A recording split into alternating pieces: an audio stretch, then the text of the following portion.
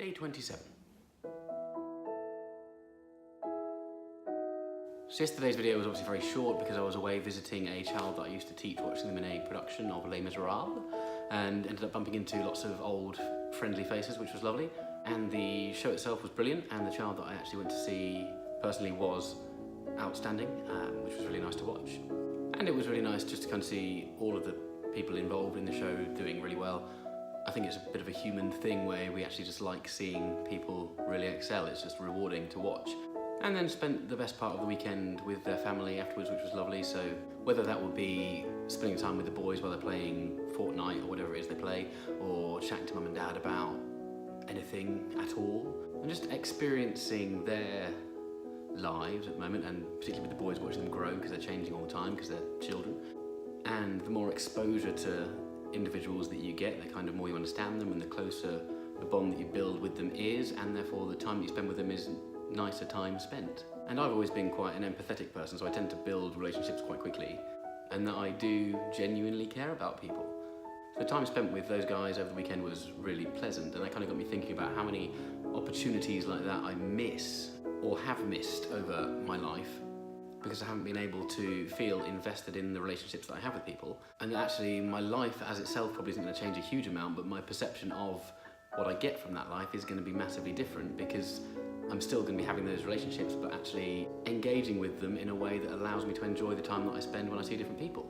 And thinking about the people that I bumped into yesterday that I maybe wasn't expecting to see and weren't necessarily expecting to see me, what was really nice is that I didn't hear sympathy at all. There wasn't any "I'm really sorry to hear what you're going through" comments. It was just kind of normal. Everyone was just as I would have expected them to be if they hadn't known about this whole journey that I'm on.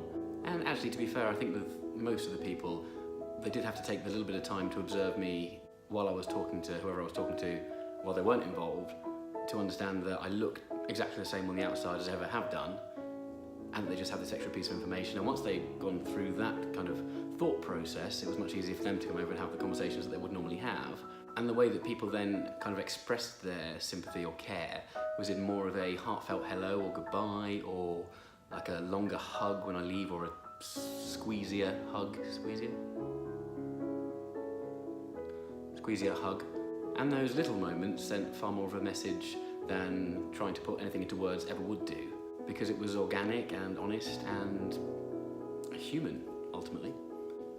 And I mean, this has been a manic 27 days so far. There's been huge ups, downs. It's almost like I've condensed a whole journey into a short space of time, and I think a part of that is because I am talking about it every day and everybody knows, and the conversations happen about it all the time. I'm so exposed to it, and being so open and honest about the negative times, about where I am and why I'm there, has been really helpful for me not to get myself trapped in them, because I'm not keeping it trapped inside, and therefore I'm not going on the irrational thought processes that I would usually go on of overthinking and doubting everything and carrying this anxiety that everything's going to fall apart at any moment because what is going on inside is going to start going on outside.